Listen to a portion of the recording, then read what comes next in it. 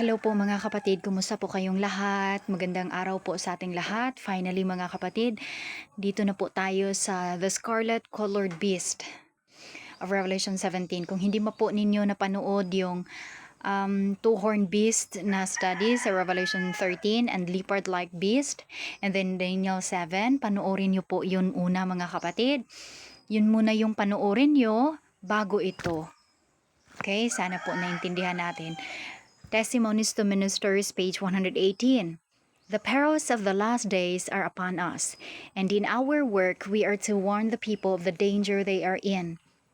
Let not the solemn sins which prophecy has revealed be left untouched. So hindi po talaga natin ibaliwala yung mga propesiya mga kapatid, lalo na mga propesiya na nagpapahayag kung ano yung mangyayari sa unahan in these last days po. If our people were half awake, if they realized the nearness of the events portrayed in the revelation of Reformation would be wrought in our churches, and many more would believe the message. We have no time to lose. God calls upon us to watch for souls as they that must give an account, advance new principles, and crowd in the clear-cut truth. It will be as a sword cutting both ways. But be not too ready to take a controversial attitude.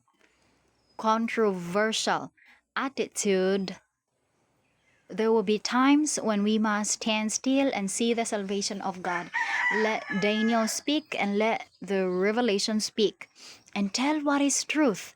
But whatever face of the subject is presented, uplift Jesus as the center of all hope. So, yun mga kapatid. So, ang hope lang po talaga natin na maintindihan ang lesson na ito, mga kapatid, ay ating paniniwala sa Panginoon, ang ating pagpapakumbaba sa kanyang harapan, at ang pagtanggap ng may meekness na character, pagtanggap sa kanyang mensahe in meekness, mga kapatid.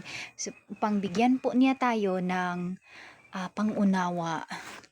Napakahalaga po ng propesiya na ito mga kapatid, and isa ito sa kinakailangan. Lahat ng mga prophecies ay dapat po nating maintindihan sa tulong ng ating mahal na Panginoon, dahil po we need to be settled into all truth. Ito ay seal po, yung buong katotohanan, at the same time upang ready po tayo makatanggap ng seal of the living God. So yun po mga kapatid, and let us pray. Our dear Father, magandang araw sa inyo, Ama. Salamat sa iyong pagmamahal sa amin, sa iyong pangunawa. Tulungan niyo po kami ngayon na maintindihan ng lubusan ang lesson na ito, ang Scarlet Colored Beast or Revelation 17. Tulungan niyo po kami, Ama. Wala po kaming magawa kung wala ang inyong tulong. Kami po ay madumi. Linisin niyo po kami. Patawarin niyo po kami sa aming mga kasalanan. And we humbly asking for the spirit of humility and meekness, Ama. Thank you for the Holy Spirit. Thank you for Lord Jesus Christ. In His holy name we pray. Amen. Ayun. Thank you for praying with me. So itong pag-aaral na ito mga kapatid, this study describes what will take place when the image of the beast system becomes international, worldwide, and how it will fail. So pinapakita dito mga kapatid kung ano yung mangyayari kung ang mark of the beast or image of the beast system ay maging international na po. Yung Sunday law ay tatanggapin na po ng buong mundo. Ito yung worldwide na talaga, at pinapakita din dito mga kapatid kung paano ito ma-fail, ma-come into naught. So, or mag-end mga kapatid. So, ito ay sa pamamagitan talaga ng plano, fulfillment sa propesiya na pinahayag na ng ating Panginoong Jesus. Now, what does a woman symbolize? Teka lang, basahin muna natin yung Revelation 17. Punta tayo sa ating Biblia.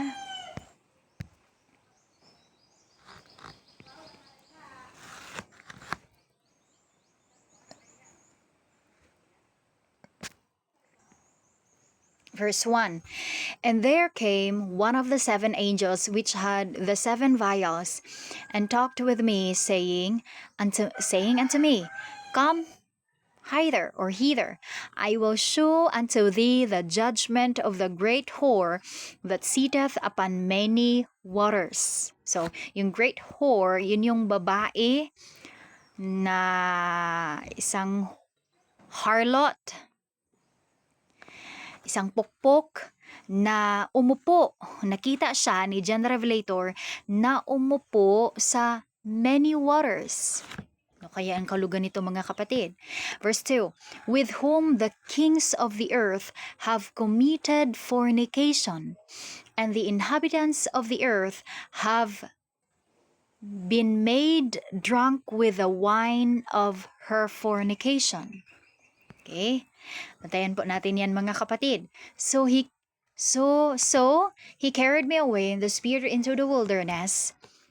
Bantayan po natin mga kapatid ha, into the wilderness.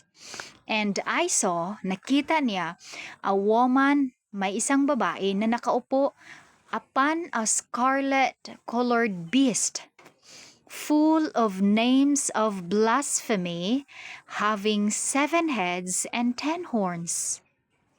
So, napakalinaw dito mga kapatid na yung babae ay nakaupo sa scarlet-colored beast. Scarlet-colored beast po mga kapatid, full of names of blasphemy. Meron siyang 7 heads and 10 horns. Sana malinaw po. 4.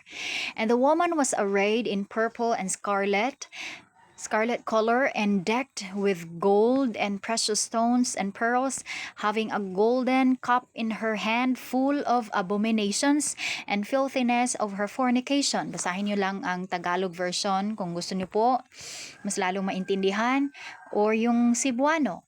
Verse 5, and upon her forehead was a name written, Mystery Babylon the Great, the mother of harlots and abominations of the earth. 6.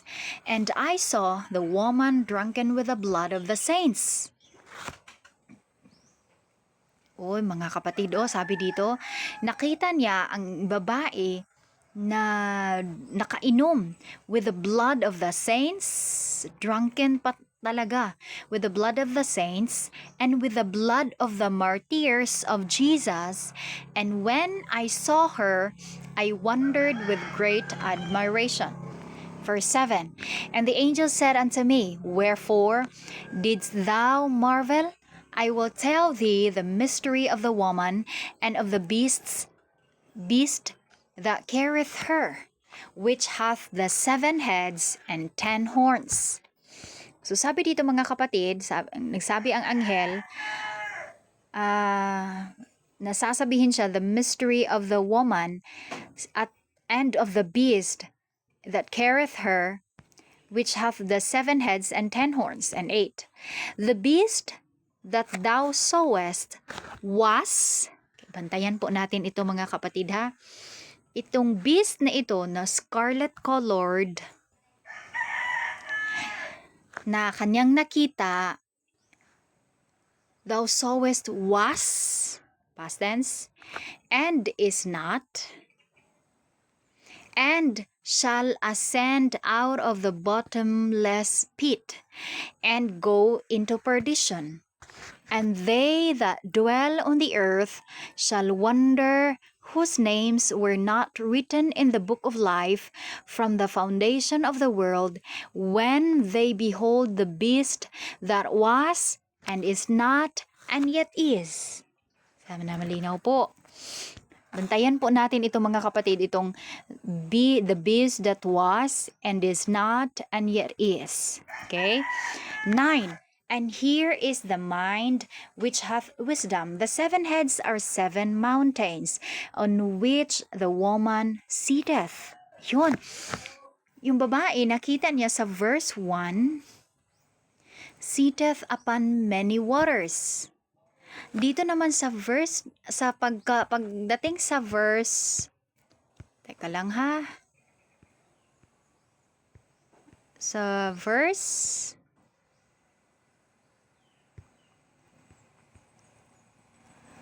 okay, Okay.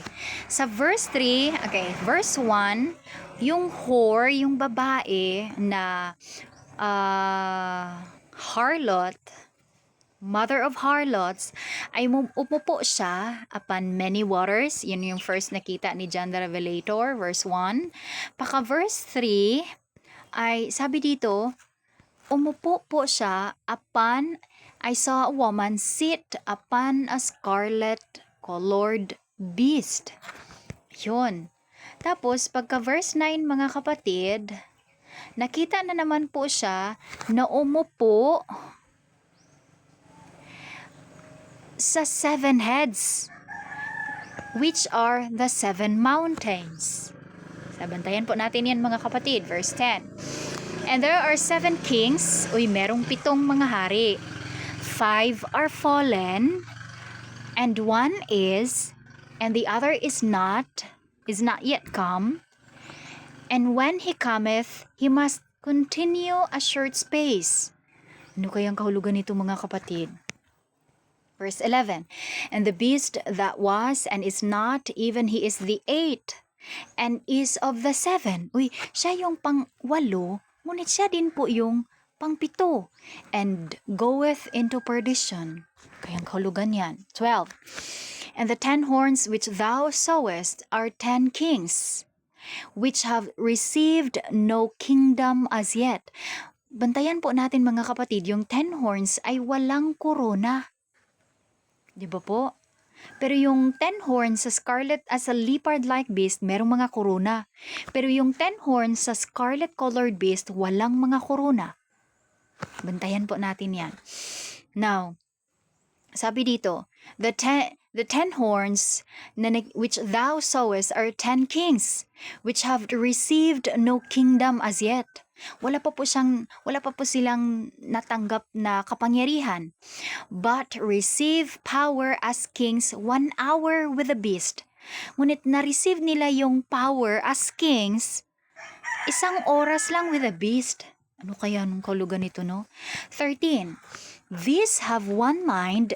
Yung 10 kings, nagkakaisa sila, naging isa yung isipan nila, and shall give their power and strength unto the beast. Grabe, no?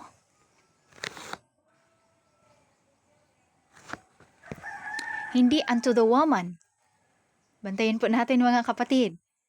But unto the beast, yung binigay nila yung kapangyarihan and strength nila. Unto the beast. 14. These shall make war with the Lamb, and the Lamb shall overcome them, for he is Lord of lords and King of kings, and they that are with him are called and chosen and faithful. 15. And he saith unto me, the waters which thou sawest, where the whore sitteth, are peoples and multitudes and nations and tongues. So yung whore at yung woman, the mother of harlots, ay the same to mga kapatid, parallel lang. 16. And the 10 horns which thou sawest upon the beast, these shall hate the whore, and shall make her desolate and naked, and shall eat her flesh, and burn her with fire. Grabe mga kapatid.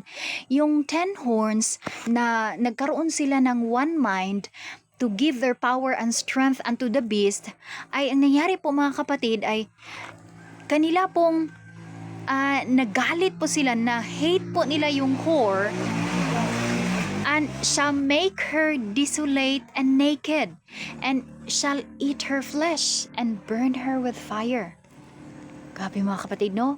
17. For God hath put in their hearts to fulfill His word, His will, and to agree and give their kingdom unto the beast until the words of God shall be fulfilled. So ang Panginoon pala ang naglagay sa kanilang isipan para mag-unite sila, having one mind, para i-give up or ibigay nila yung kingdom unto the beast until yung salita po ng Panginoon ay matapos, ma-fulfill.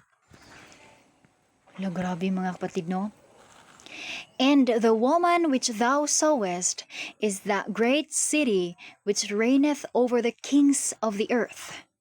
Punta tayo sa Revelation 18 kasi magkarugtong ito mga kapatid. Okay? For all nations have drunk.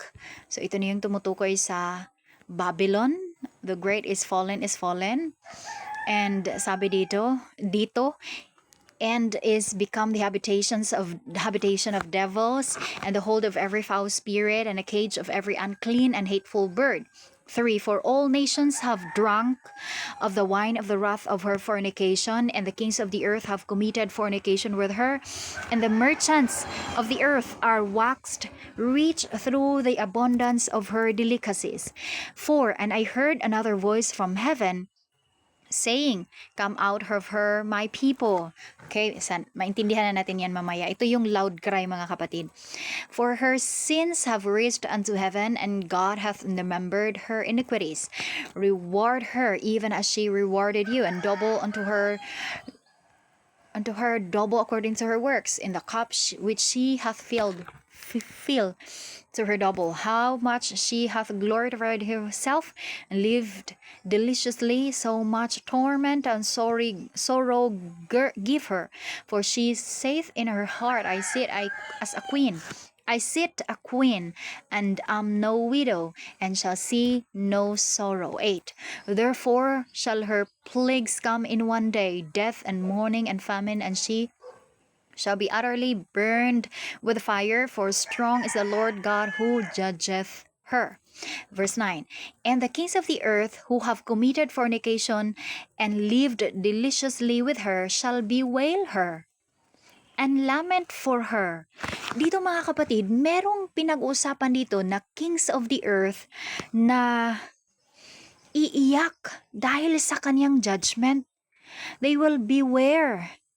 Sabi dito mga kapatid, shall beware her and lament for her. So it means po, merong kings na hindi niya hate yung whore, at meron ding kings, yung 10 kings sa scarlet colored beast, na hate yung whore, na sila yung mag-destroy sa woman. Nakuha natin mga kapatid. At merong kings of the earth who have committed fornication and lived deliciously with her shall bewail her, and lament for her when they shall see the smoke of her burning. It means na merong mga kings na kaanib niya at sila ay malulungkot, iiyak, masasaktan ng matanggap ng babae yung judgment, yung yung pagka-destroyed niya. At merong kings din na nag-hate sa kanya, na sila yung nag-destroy sa kanya. Sana bantayan po natin mga kapatid.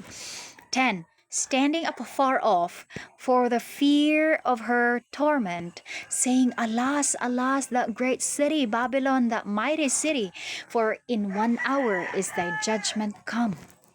11. And the merchants of the earth shall weep and mourn over her, for no man buyeth their merchandise any more. The merchandise of gold and silver and precious stones, and of pearls and fine linen and purple and silk. Nabubulol na ako. Sorry.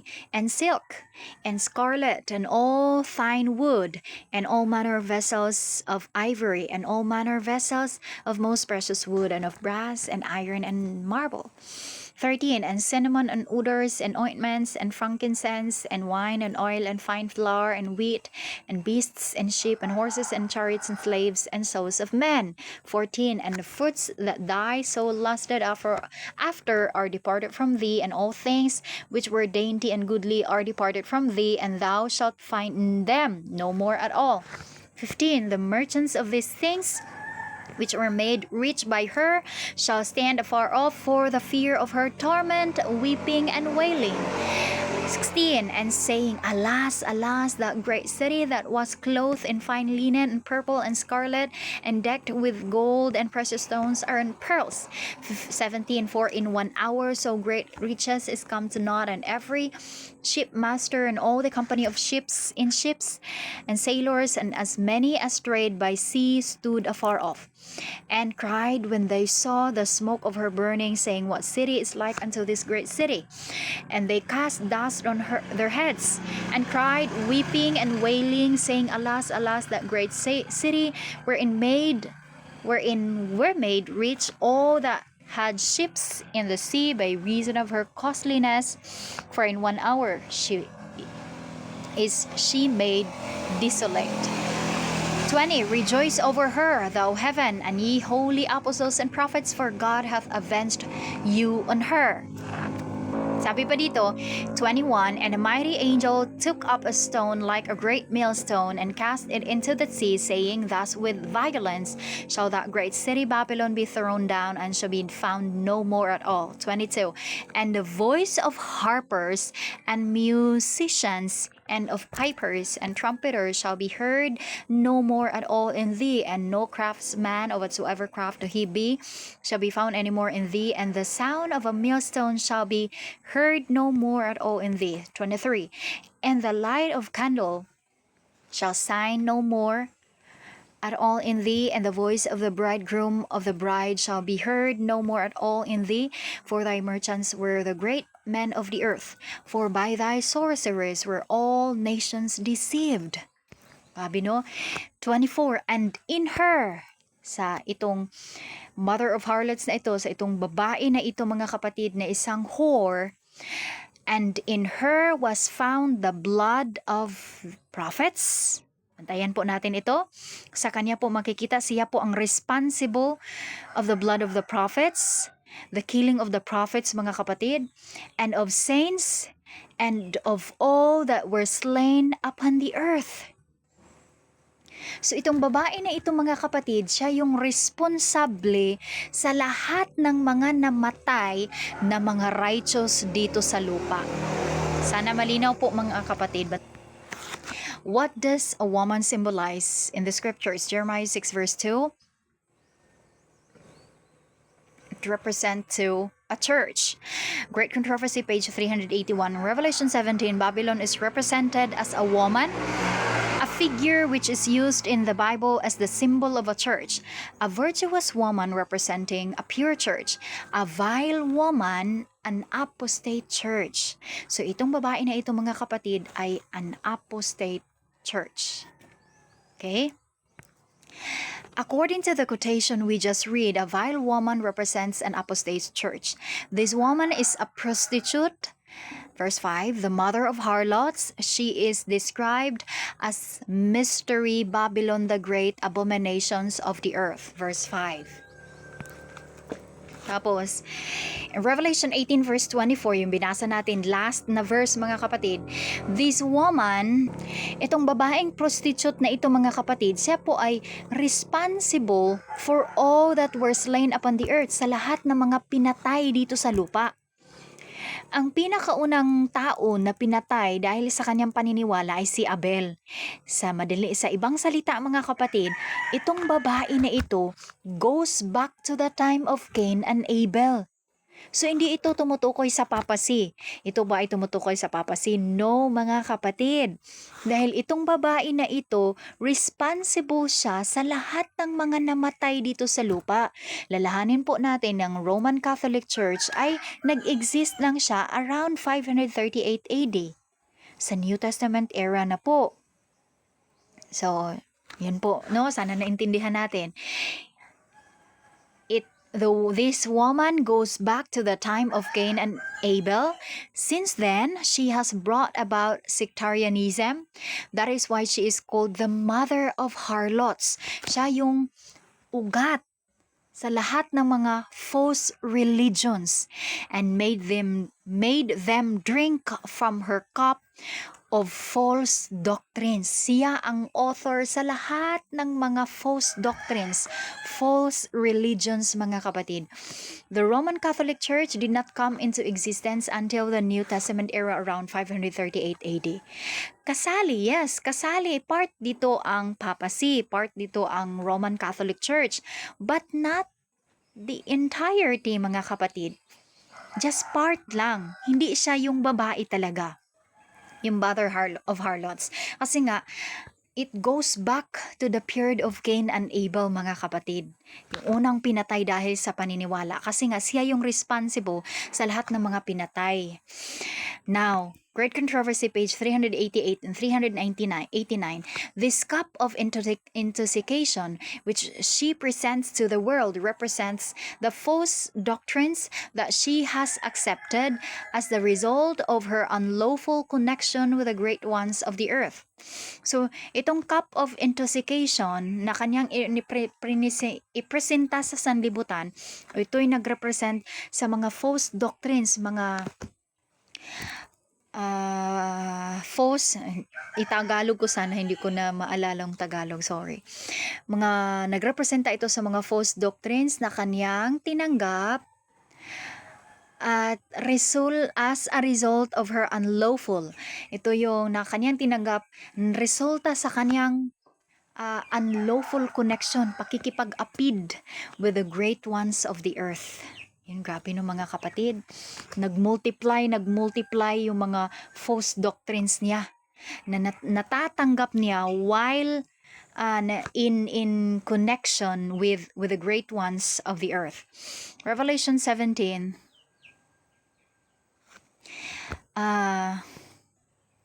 Revelation 17:16.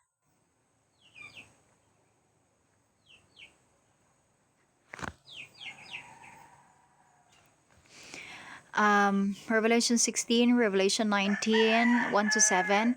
These verses show that the woman was destroyed around the time of the close of probation. Diba? Destroyed po siya around the time. Basahin nga po natin. Revelation 17, verse 16, and Revelation 19, 1-7. Teka, basahin po natin. 17, verse 16. And the 10 horns which thou sawest upon the beast, these shall hate the whore, and shall make her desolate and naked, and shall eat her flesh, and burn her with fire. 19. Sa 19, mga kapatid, verses 1-7. And after these things I heard a great voice of much people in heaven saying, Alleluia, salvation and glory and honor and power unto the Lord our God. So, for true and righteous are his judgments, for he hath judged the great whore, which did corrupt the earth with her fornication, and hath avenged the blood of his servants at her hand. 3. And again they said, Alleluia, and her smoke rose up forever and ever. 4. And the 24 elders and the 4 beasts fell down and worshipped God that sat on the throne, saying, Amen, Alleluia. So, meron pa yung 24 elders sa most holy place. Kasi nga, kung napag-aralan na ninyo, mga kapatid, napakinggan ninyo yung Revelation 4 and 5, yung 24 elders ay nasa loob ng most holy place in the heavenly sanctuary. So, open pa. Nangyayari pa yung proceeding, mga kapatid. So, nasa loob pa sila ng sanctuary, hindi pa po sarado yung sanctuary. Pag close na kasi ang probation, close na yung most holy place, wala na pong pwedeng pumasok sa loob. Sana malinaw po. 5. And a voice came out of the throne saying, Praise our God, all ye his servants, and ye that fear him, both small and great. 6. And I heard, as it were, the voice of a great multitude, and as the voice of many waters, and as the voice of mighty thunderings, saying, Alleluia, for the Lord God omnipotent reigneth. 7. Let us be glad and rejoice and give honor to him, for the marriage of the Lamb is come, and his wife hath made herself ready. So napakalinaw, mga kapatid, na hindi ito tumutukoy, itong babae, hindi po tumutukoy lang exclusively or point kung ano talaga sa papacy. Okay mga kapatid, kasi nga yung papacy, i-destroyed siya or mag-exist siya until the second coming of Christ. Ngunit yung babae, ang second coming of Christ kasi after the pouring out of the of the 7 plagues, saka pa po ang second coming. Ngunit sa Revelation chapter 19 verses 1 to 7, pagkatapos ma-judge yung whore, ma-receive niya yung judgment, nasa most holy place pa yung 24 elders. It means open pa yung sanctuary, yung most holy place. So ito yung period na about pa lang ano pa lang sila, pa-close of probation pa lang mga kapatid. At hindi pa talaga nagsarado. Kasi nga pag masarado na yung probation, then wala na pong isarado na po ang most holy place, lalabas na po ang lahat ng nandun, pati si Christ, yung Father at si Christ, and then i-pour out ang isarado ang most holy place, i-pour out ang 7 last plagues, pagkatapos ng 7 last plagues, then the second coming of Christ. So sana malinaw po. Ngunit ang papacy po, mag-exist siya until the second coming of Christ. So yung naka-receive na whore, na babae, ng judgment, before ang sanctuary, before mag-close ang probation, ay iba yun mga kapatid. So hindi yun tumutukoy sa papacy. Sana naintindihan po natin mga kapatid. Okay? 2 Thessalonians chapter 2 verses 3 and 8. Basahin niyo po iyan mga kapatid. Paul states plainly that the man of sin will continue until the second advent. To the very close of time, he will carry forward the work of deception. Great Controversy, page 579. Now in Revelation 18, 9 to 11, 15 to 24, doon natin nakikita mga kapatid na yung mga merchants, mga businessmen, in other words, and kings of the earth, mga traders, yon, and kings of the earth, mourning over her destruction. Umiiyak po sila sa kanilang destruction. This shows they are still present after she is destroyed. Kita natin mga kapatid, after siya giniba, ay nakikita pa nila, sila pa po ay buhay, itong merchants and kings of the earth na umiiyak dahil sa kanyang judgment, natanggap na judgment. Sila pa po ay present. Sana malinaw, no? Revelation 19 verse 1 to 7 mentions the 4 beasts, 24 elders, yung sinabi ko kanina, the throne, etc. in the heavenly sanctuary temple. The fact that they are still in the heavenly temple sanctuary is proof that the plagues have not yet fallen and that probation is closing. Revelation 15 verses 1, 7, and 8. During the 7 last plagues, no man was able to enter into the temple. 15 verse 8. Basahin po natin yan mga kapatid. Sige lang, basahin nyo lang talaga yung mga verses sa kayo na po magbasa. So, malinaw pa nga kapatid na destroyed yung woman before the second coming of Christ and before the 7 last plagues. Therefore, this woman could not specifically be the papacy. The papacy came to power in 538 AD, the New Testament era.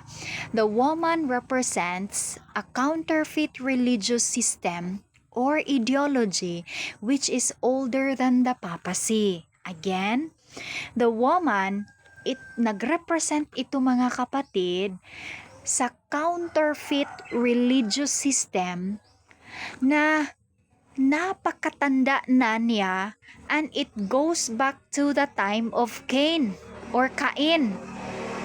Nakuha natin mga kapatid, a false belief system that goes back to the time of Cain, na ito yung tinayuan, tinanggap, is sinakabuhayan or in-apply ni Cain sa kanyang buhay, tinanggap, ito yung nag-dominate sa kanyang buhay, ang false belief system na ito.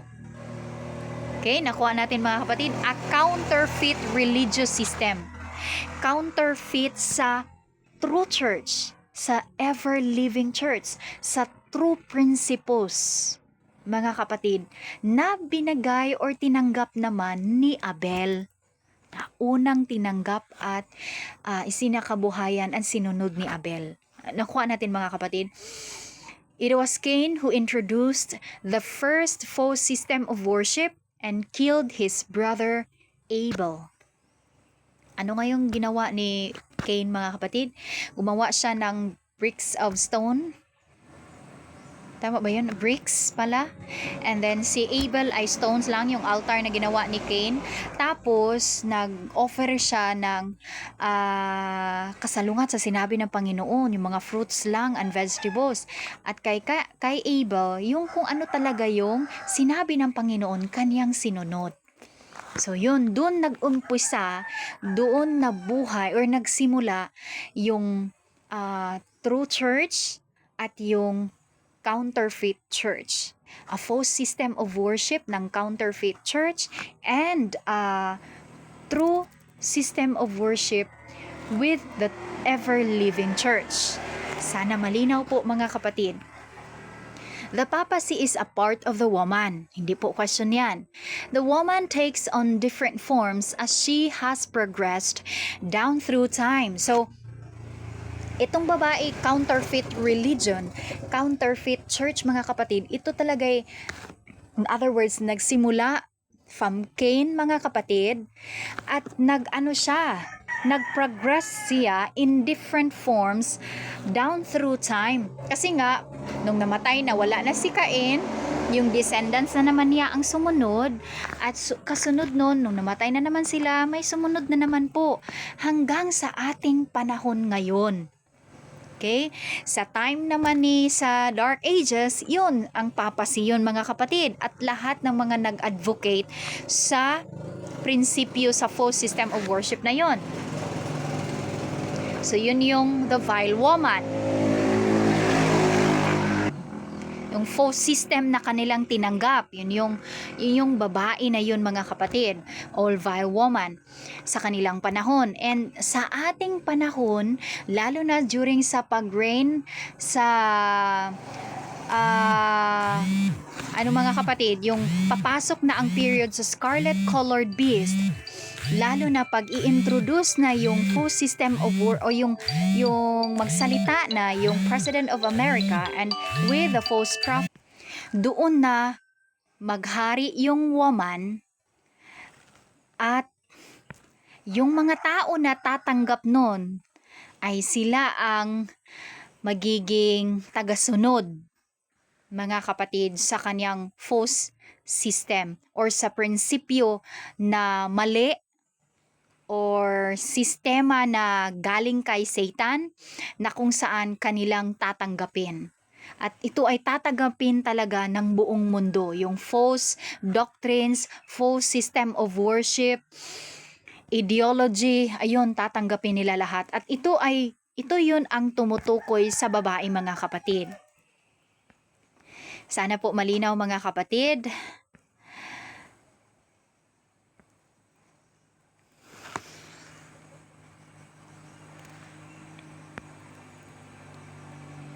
In other words, the woman initially represented paganism, but was later on fused into Christianity during the Dark Ages. Then she was known as the papacy. Okay po mga kapatid, sana po malinaw. This further indicates that Rome's doctrines are not new, but in fact went back to the very father of false religion on earth, which is yung si Cain mga kapatid. So it means na yung doktrina na tinanggap ng Rome mga kapatid ay hindi bago yun. Ito talaga ay galing pa sa pinakaama ng false religion sa lupa na kung saan ito yun si Cain mga kapatid. Okay po. So the image of the beast na yung false religion na ito yung bumubuo sa paganism, a counterfeit sa ever-living church nung unang panahon mga kapatid. In the ancient time. So the image of the beast system is not based on new doctrines or new ideas. It is built on a belief system that encompasses all religions, Eastern and Western.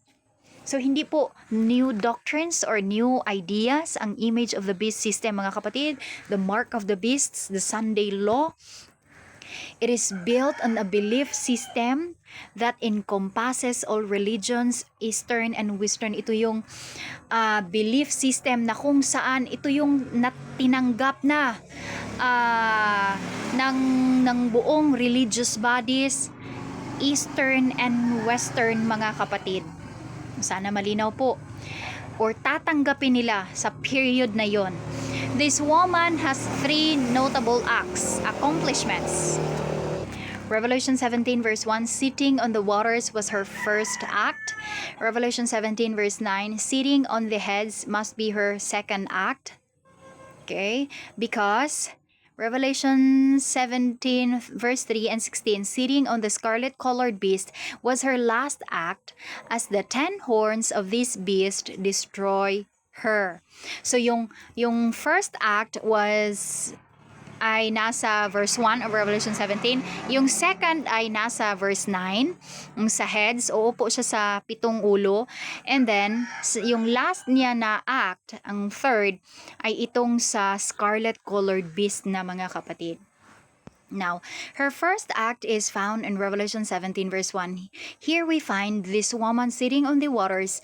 This was during the Dark Ages, at the time of the papacy, when this false system of worship controlled many nations, or many waters. The waters represent people, Revelation 17 verse 15. Itong false system of worship na introduce ng papacy, na tinanggap ng papacy at kanyang inintroduce, ay ito yung nagkontrol sa napakaraming nations at that time. Kaya yung pagsabi dito na sitting on waters, ay ito yung mga many nations na tumanggap sa panahon ng iyon, mga kapatid. Okay? Or controlled by the Sunday or false system of worship during sa Dark Ages. Now, here we find the woman sitting on the heads. This takes place when the woman unites all the churches together when Protestantism, Catholicism, and Spiritualism unite. So itong nakita na second act ng babae na uupo sa mga ulo, mga kapatid, and 7 heads yan. 7 heads are the 7 mountains, and the mountains represents church. Okay? Ito yung all religious bodies na kung saan tatanggapin nila yung false system of worship. Ito yung nire-representahan ng pag-upo ng babae sa mga ulo. Sana malinaw, mga kapatid. 5T, page 451. When Protestantism shall stretch her hand across the gulf to grasp the hand of the Roman power, when she shall reach over the abyss to clasp hands with Spiritualism, when under the influence of this threefold union, our country shall repudiate every principle of its constitutions.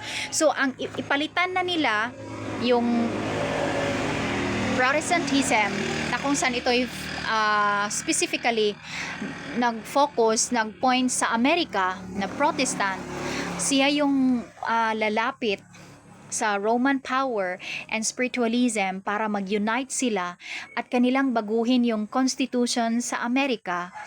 At yun ay ang magiging ng mga kapatid, yung magiging controlling nila, or ang ihayaan nilang mag-control sa kanila, kasali sila lahat, ay yung false system of worship.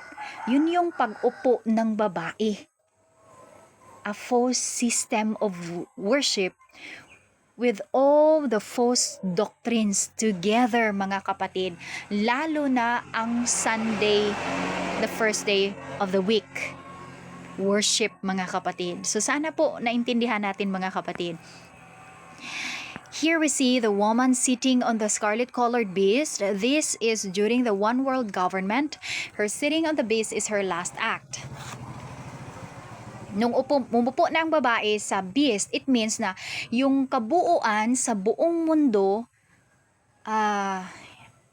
I mean, yung buong mundo na talaga, kabuuan sa sanlibutan, ay tatanggap na ng full system of worship na ito mga kapatid. At mangyayari na po na ito na yung scarlet colored beast na uupuan ng babae. It represent kung tatanggap na, kasali na yung mga 10 horns, yung 7 heads, civil powers, and 10 horns kasi ay civil powers yan or governments. 10 means universal. Kung sila na pong lahat ay tatanggap, that includes communism mga kapatid.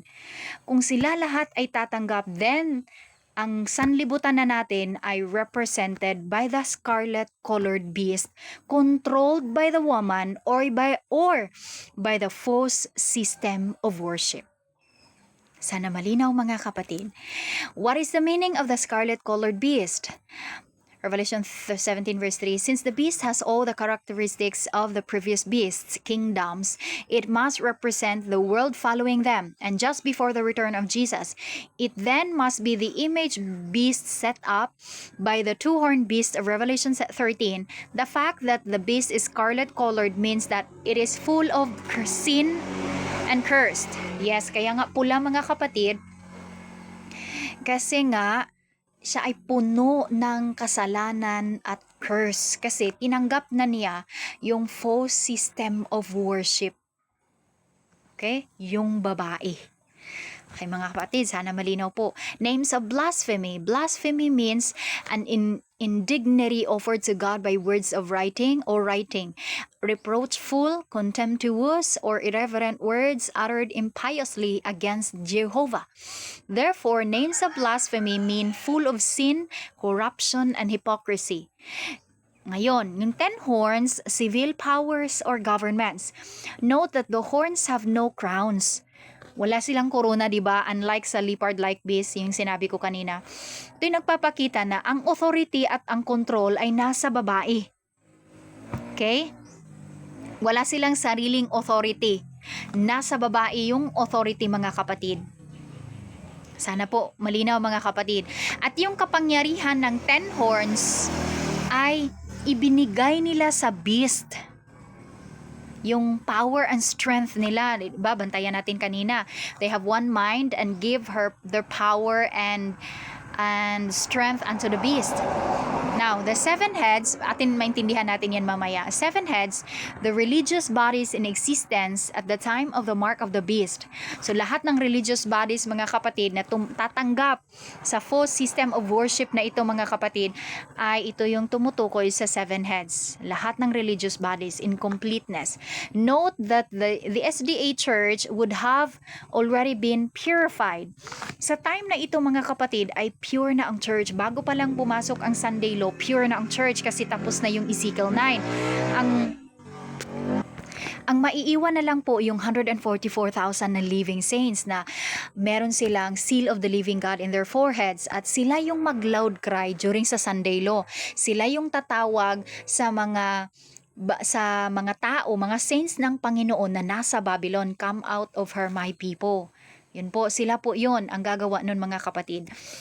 Now, note so they are not included in this system, Babylon.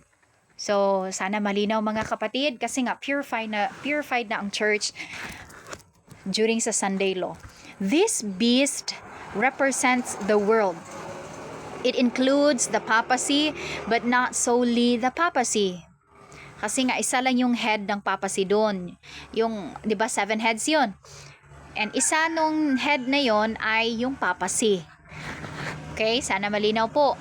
The papacy is now one of 7 other unharmed heads. 7 meaning complete Christendom. Second, the 10 horns universal symbolize the world shortly before Christ's second advent. Third, this beast was seen in the wilderness. He did not come up from the sea, the place where the papacy originated. So, itong beast na ito mga kapatid ay galing po siya ay nakita siya sa wilderness. Pero yung papasi mga kapatid, yung nondescript beast, sa second phase niya, di ba originally yung nondescript beast ay coming up out of the sea. Revelation 12 verse 3, Satan is symbolized by a red dragon. He also has 7 heads and 10 horns. Sa Revelation 12 verse 3, diba si Satanas doon mga kapatid ay sinisimbolahan siya ng red dragon. Meron din siyang 7 heads and 10 horns. First, ang tanong ngayon mga kapatid, do you know anyone? Kasi nga tinuturo mga kapatid sa ating iglesia na yung scarlet colored beast ay si Satanas daw yun. Si Satanas daw yung mga kapatid, yung scarlet colored beast. Ang basihan nila kasi si Satanas dito sa Revelation 12 verse 3 ay symbolized by a red dragon. At meron din siyang 7 heads and 10 horns. Ngunit ang tanong ngayon mga kapatid, do you know anyone who will ride Satan? Kasi sa Revelation 17 verse 3 describes a woman riding the beast. Pag mag-ride ka kasi, you are controlling the one you are riding of. 'Di ba po? Yung sinasakyan mo, you are the one, ikaw yung nagko-control. 'Di ba po? Nagga-guide sa kanya. Sino yung mag-guide kay Satan? Sino yung mag-control kay Satan mga kapatid? Does you know anyone who will ride, who will control, who will direct Satan? Di ba wala naman po mga kapatid? So mali po yan naturo mga kapatid. Revelation 17 verse 8 describes the beast that was and is not and yet is. In other words mga kapatid, yung scarlet colored beast at ito yung sanlibutan na kung saan during exist during sa mark of the beast system or sa Sunday law kung ito ay international na or worldwide.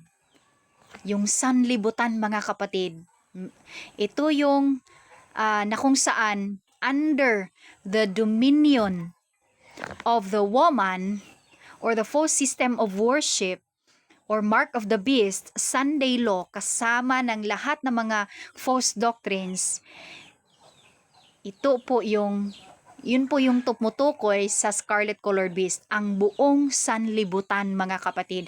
Kasama na ang 7 heads religious bodies na lahat yon at yung civil powers mga kapatid. Sana malinaw po. Anong kahulugan po nitong yet is not, was? Yet ito yung existed after the millennium when all the wicked dead are resurrected. So pag ito yung beast na ito ang sa unahan, future, will yet exist after the millennium. Will not exist during the millennium when the wicked are dead in their graves, lahat sila ay patay. Was existed before the millennium. Again po mga kapatid, itong beast na ito na sinabi dito na the beast that was and is not and yet is. Ito'y tumutukoy yung yet is, the existence of this beast after the millennium. Lahat ng mga wicked dead are i-resurrect na po mga kapatid. Revelation 20 verses 3, 7, and 8. And will not exist during the millennium. Kasi nga patay lahat ang mga wicked. And nag-exist siya before the millennium. So yun yung kahulugan mga kapatid. Sana malinaw po. Ayan po was. Ito yan siya. Ito yan. Was before the millennium and is not kasi patay lahat ang mga wicked, so not to be in existence during the millennium, is not, and yet is, pag after sa millennium bubuhayin ang lahat ng mga wicked, then it exists again, yet is. Sana malinaw po, mga kapatid. Pagdasal lang po talaga mga kapatid, kundi po ninyo lubusang maintindihan, dasal lang po talaga ng dasal. Hingi sa Panginoon, magpapakumbaba sa Panginoon. The bottomless pit describes the condition of the earth during the millennium and is a prison house for Satan and his angels during the 1,000 years. The beast, wicked dead, will be resurrected from the bottomless pit and be joined by Satan and his angels after 1,000 years. The Revelator foretells the banishment of Satan and the condition of chaos and desolation to which the earth is to be reduced.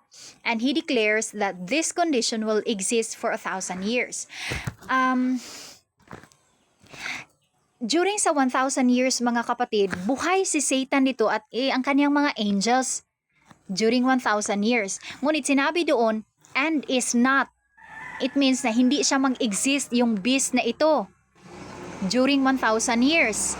So, hindi talaga ito tumutukoy kay Satan. Di ba po? Ito'y tumutukoy sa mga wicked na tatanggap ng mark of the beast. Lahat ng mga sinners, mga kapatid. Sana malinaw mga kapatid. The Revelator foretells the banishment of Satan and the condition of chaos. Atin na po na itong nabasa. That the expression bottomless pit represents the earth in a state of confusion and darkness and is evident from the other scriptures. The beast shall go into perdition means, anong kahulugan yan sa Revelation 17 verse 8? A destruction from which there is no resurrection. Yan po yung kahulugan ng perdition. Ito'y after ma-resurrect lahat ng mga wicked after the millennium. The beast shall go into perdition. After the millennium, the wicked will be destroyed by fire from God. The words "they that dwell on the earth" refers to all the wicked whose names are not written in the book of life at the second resurrection. They will not marvel or wonder when they see all the wicked from the beginning of time, from the foundation of the world. Okay, lahat po sila ipapatay na after the millennium. Pero mag-continue po sila for a short space. Meron pa po silang panahon. After sa millennium po, bubuhayin sila at manirahan sila dito sa lupa for 100 years. Heads and mountains in scripture represent religious bodies. Therefore, the 7 heads forecast the unification of the churches. Yun yung inupuan ng babae. Bakit nahuli ito? Sige lang. Patuloy tayo mga kapatid. Ito yung pag-unite lahat ng mga churches at ang yung full system of worship ang hayaan nila na mag-control sa kanilang lahat. So, one world government, one religion, one belief. Yun po yun mga kapatid. A world of sin and cursed. But meron pang mga tao ang Diyos na nasa sa sistema na ito na tatawagin ng 144,000 mga kapatid at napakarami nila. Now, anong kahulugan nung 5 are fallen? Ano yung kahulugan noon mga kapatid?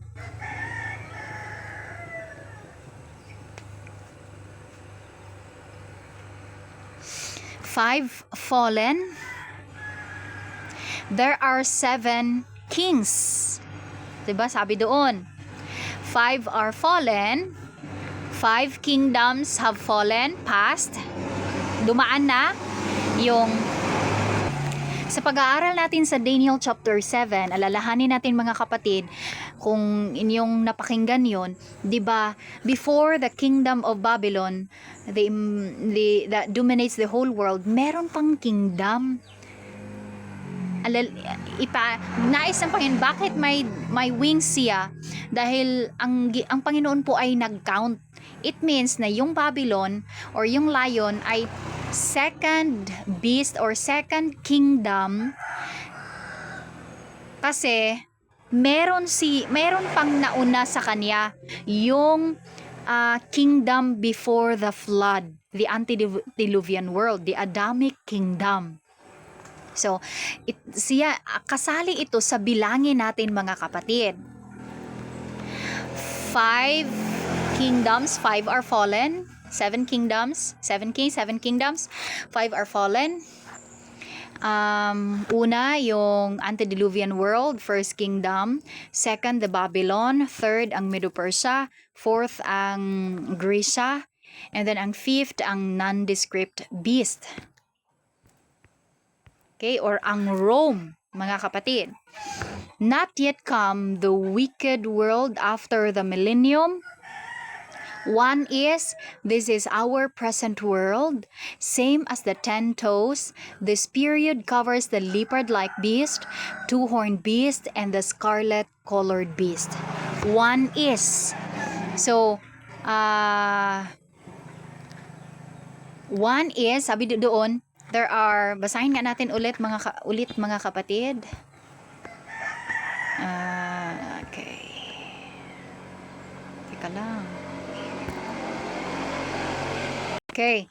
And there are 7 kings. Ayan. 5 are fallen.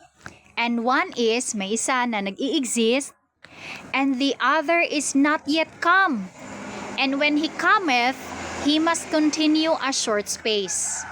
So, itong 5 are fallen. Ito yung Adamic Kingdom, Babylon, Medo-Persia, Grecia, and Rome. 5. Okay?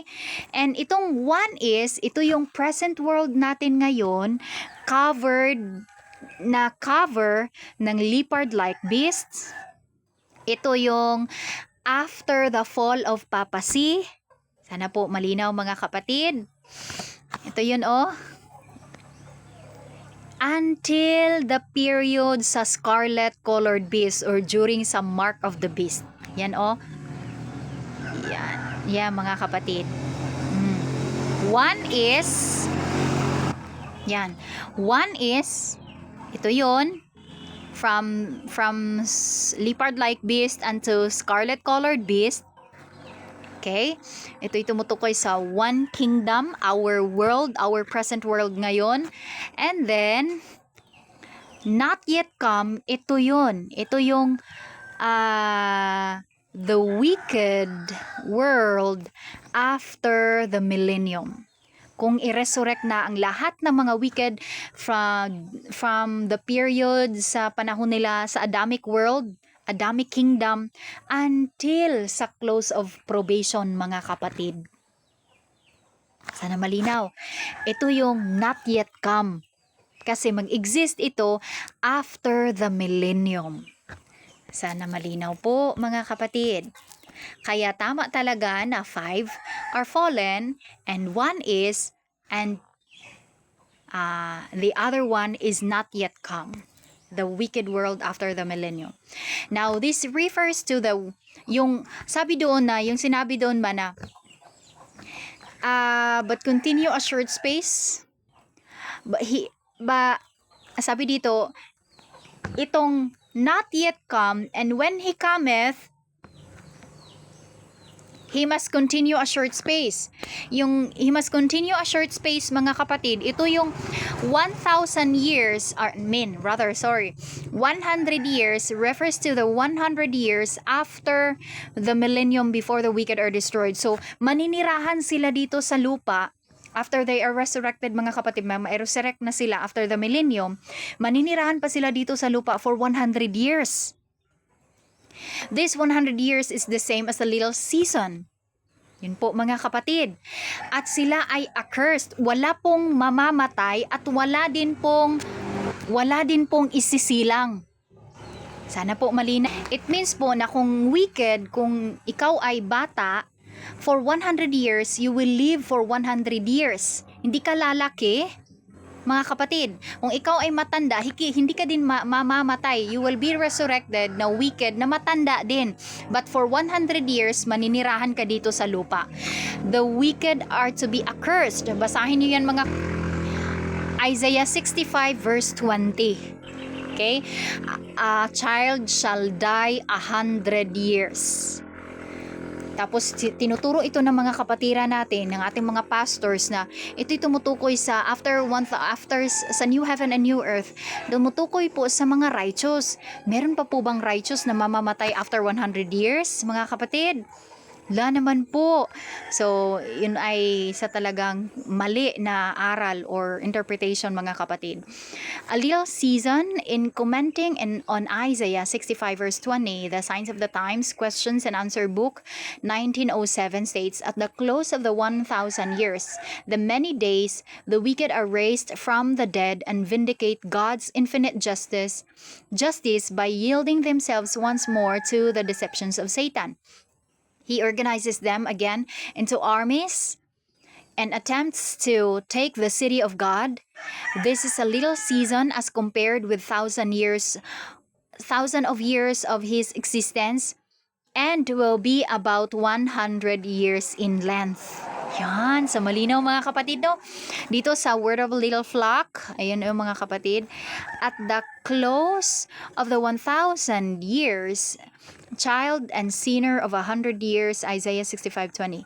Would you please explain Isaiah 65 verse 20? For the child shall die 100 years old, but the sinner being 100 years old shall be accursed. The text and the context clearly refer to the end of sin and entering upon the eternal inheritance. Let us consider what is elsewhere revealed of some of the events of the great day of God.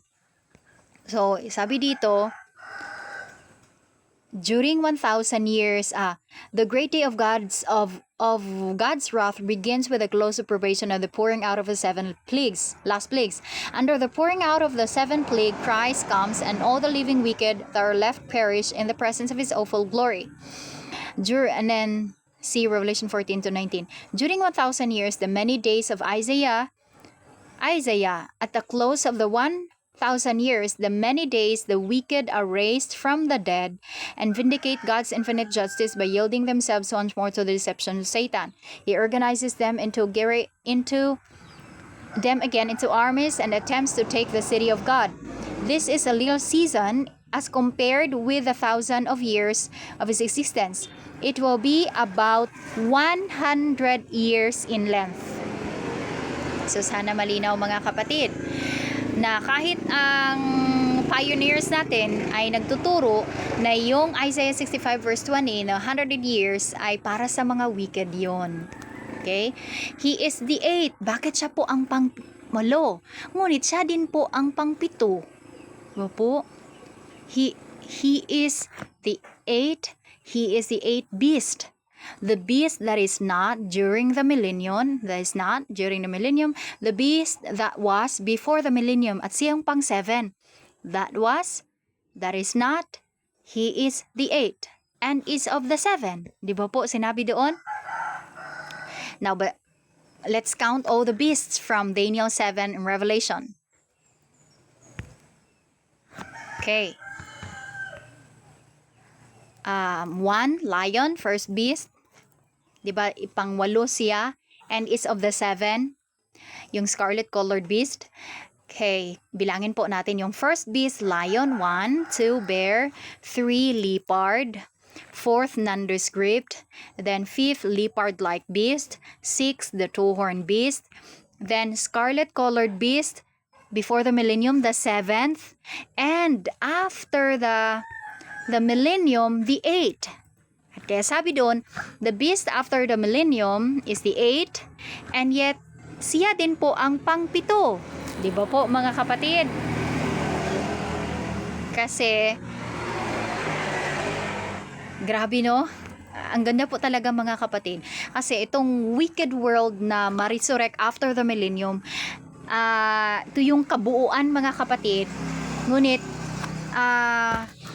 sa before the millennium, mag-exist na yung wicked world na kung saan tatanggap lahat, all nations ay iinom sa wine of her fornication. All the false system of worship or all false doctrines ay kanilang tatanggapin.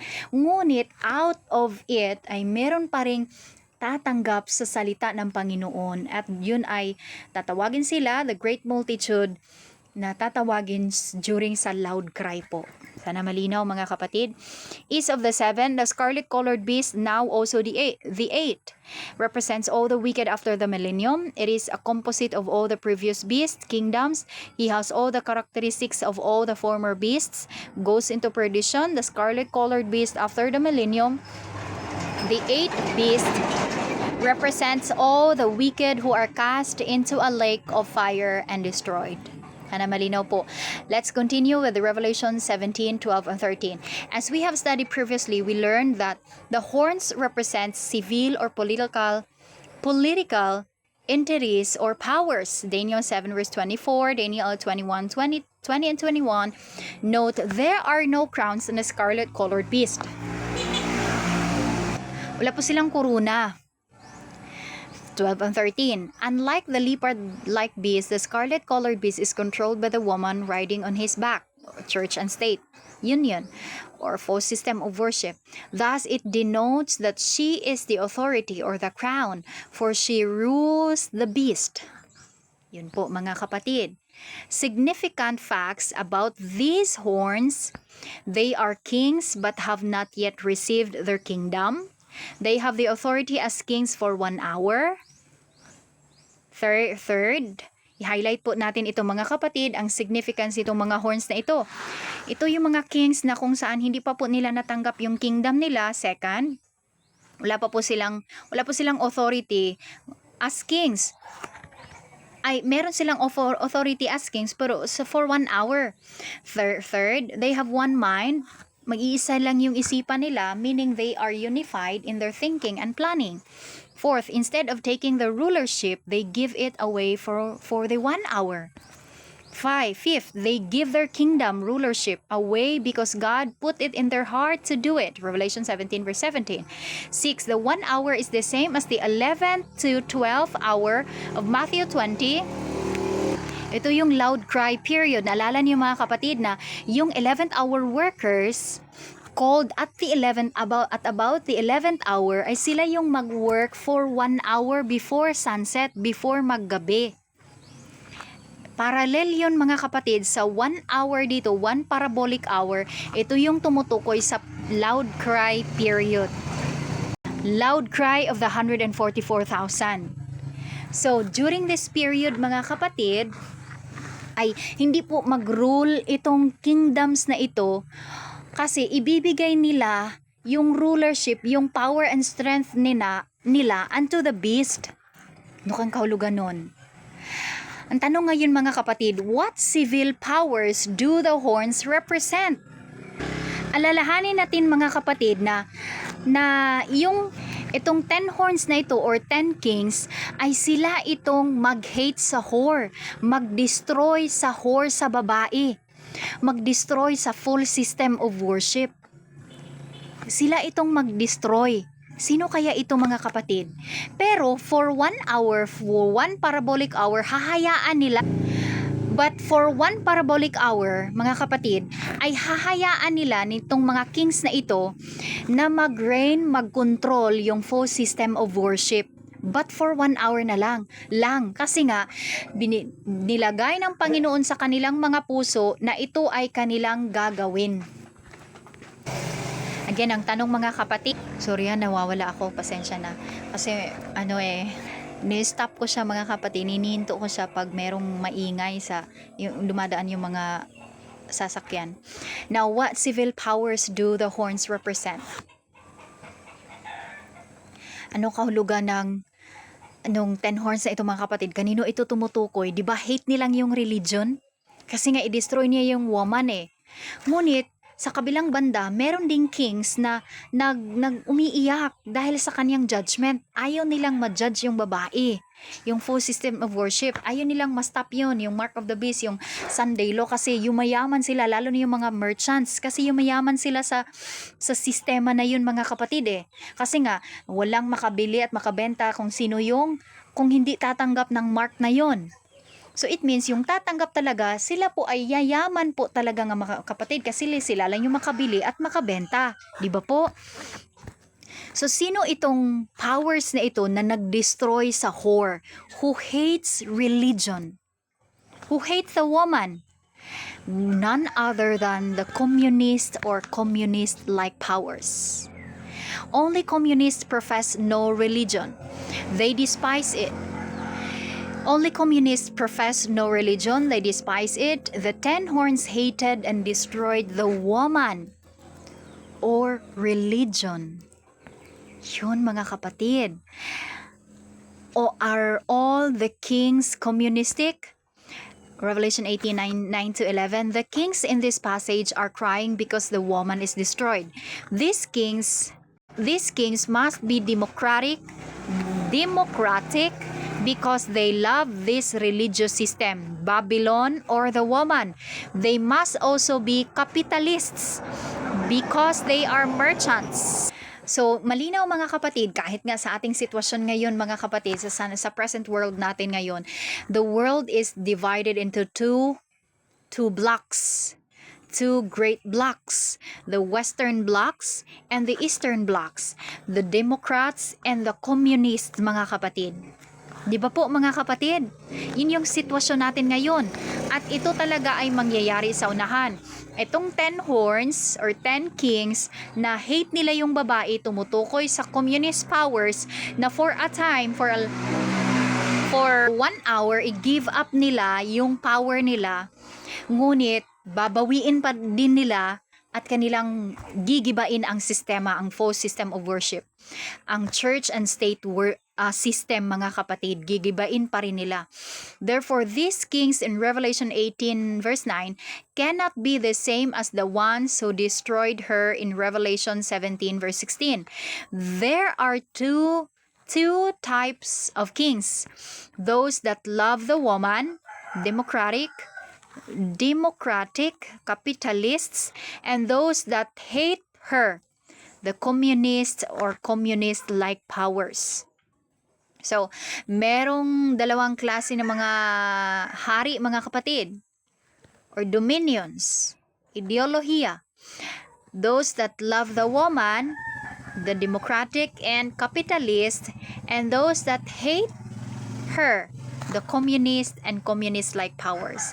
This reveals that communism will appear to dominate the world's political seat, but instead will give up their right to rule the world by giving their power to the mark of the beast system, the scarlet-colored beast, which is controlled by the two-horned beast, and the false prophet through the woman or through a false religious system na ipapatupad nila, ipahari nila sa kanila sa buong mundo. Thus, this religious political system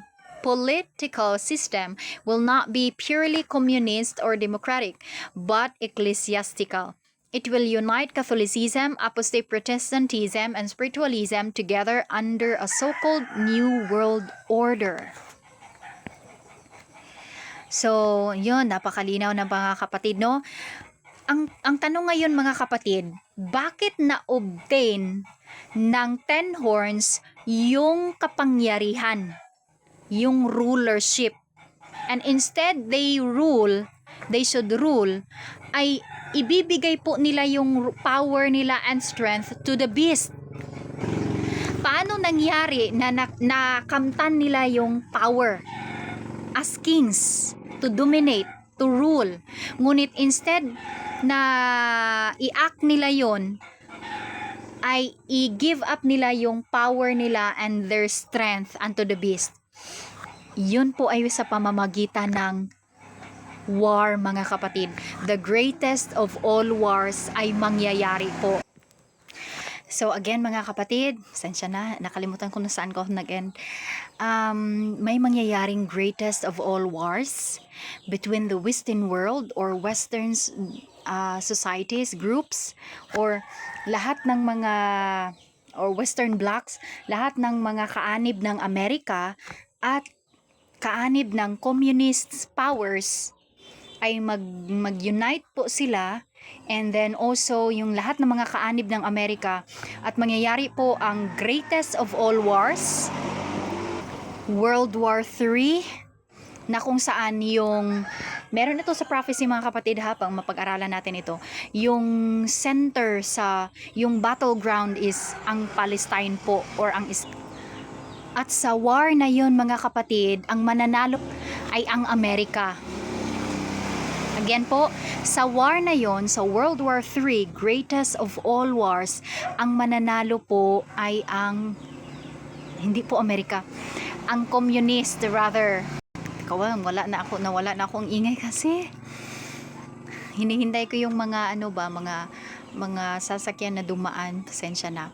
So, sa greatest of all wars, mga kapatid, yung World War III, na yung battleground ay ang Palestine, ang Canaan, ang Israel, land of Palestine. Doon mangyayari yung war, mga kapatid. Yun yung magiging battleground. Zechariah, sabi ng Panginoon, Zephaniah ba yun? I will gather all nations against Jerusalem to battle. And ayun yung, basta may study yan, mga kapatid. Nahum, the Assyrian Confederacy, the fall of Assyria, because America is the anti-typical Assyria ngayon, mga kapatid. At matalo po ang Amerika sa war. Ang mananalo po ay ang communist powers. Kaya na-receive nila yung power 1 hour. Ngunit instead na sila yung mag-rule, hahayaan muna nila yung false system of worship na mag-dominate, mag-control. Kasi isurrender nila yung power nila with the beast. So, dun sa beast. The democratic nations USA will see victory in surrendering their power to the church, the woman, because it will be denied them in war, the Third World War. Instead na, kasi nga matatalo yung Amerika, ang mangyayari, hindi nila nakuha yung victory, ang gagawin po nila, isurrender nila yung power nila to the church or to the woman. Okay po, mga kapatid. Iba yung 10 horns, yung communist powers na mananalo sa war, ang gagawin po nila is i-give up nila yung power din nila unto the beast. Ibibigay nila yung power nila and strength to the beast. It means na hahayaan nila na mag-rule yung false system of worship sa buong mundo. Tatanggapin din nila, mga kapatid, for a time lang. At ang gagawin naman ng Amerika, since before that time, nung after matalo sila, before ang false system of worship, mga kapatid ha, before ang mark of the beast, pag matalo na sila, tatakbo po ang Amerika sa church, particularly sa Roman power. Tapos, spiritualism din. At para ma-secure yung kapangyarihan niya. At hindi siya ma-dominate by the communist powers. At ang gagawin naman ng communist powers, mga kapatid, ilalagay sa puso nila ng Panginoon, hihipuin ang kanilang mga puso at kanilang i-give up or ibigay yung rulership sa beast. At mangyayari, mga kapatid, i-allow nila yung false system of worship. Tatanggapin nila. Iyon yung doon na makumpleto na lahat ng mga nations have drunk of the wine of her fornication. Sana malinaw po, mga kapatid. Therefore, the communists will gain the upper hand politically because the USA and the other nations or members of Western society will fall in a gigantic war. But God, for 1 hour, will put it in their hearts of the communists to surrender their rulership to the image of the beast. God does this so that the preaching of the gospel can gather in the great multitude which no man could number. So, let's finish by reading Revelation 17 verse 14. These kings are to be anti-religious, diba? Gigibain nila yung pagkatapos silang gigibain yung woman, itong 10 horns, tumutukoy sa communist powers, ay makikipag-away din po sila sa Diyos, mga kapatid. It means na these kings are to be anti-religious and therefore anti-Christian. They shall eventually make war with the Lord and with his called, chosen, and faithful ones, but Christ the Lamb shall overcome them. So sana malinaw po, mga kapatid. In this study, we see that the scarlet-colored beast, SCB, of Revelation 17 is to bring forth the church-state union once again, as envisioned by the woman sitting on the beast. So shortly after it is set up, This federation of church and state will be plunged headlong into oblivion, even as a great millstone that is cast into the sea. Revelation 18 verse 21. And the cry of her mourners shall be in 1 hour, so great riches is come to naught. The 10 horns of the scarlet-colored beast which she dominates for 1 hour ultimately shall make her desolate and naked, and shall eat her flesh and burn her with fire. Thus at length they shall unseat her forever, and the system which she symbolized, the image of the beast, shall be demolished. Then shall the Lord declare, he that is unjust, let him be unjust still. Kasi nga mag-close of probation na din mga kapatid. Tapos na yung pag-gather ng great multitude, i-demolish yung babae, yung sistema, false system of worship. And then, mayayari mag-close ang probation. He that is unjust, let him be unjust still. He that is which is filthy, let him be filthy still. And he that is righteous, let him be righteous still. And he that is holy, let him be holy still. May we be found among the holy and righteous at that time. So sana malinaw po mga kapatid. Ganda po ng lesson na ito.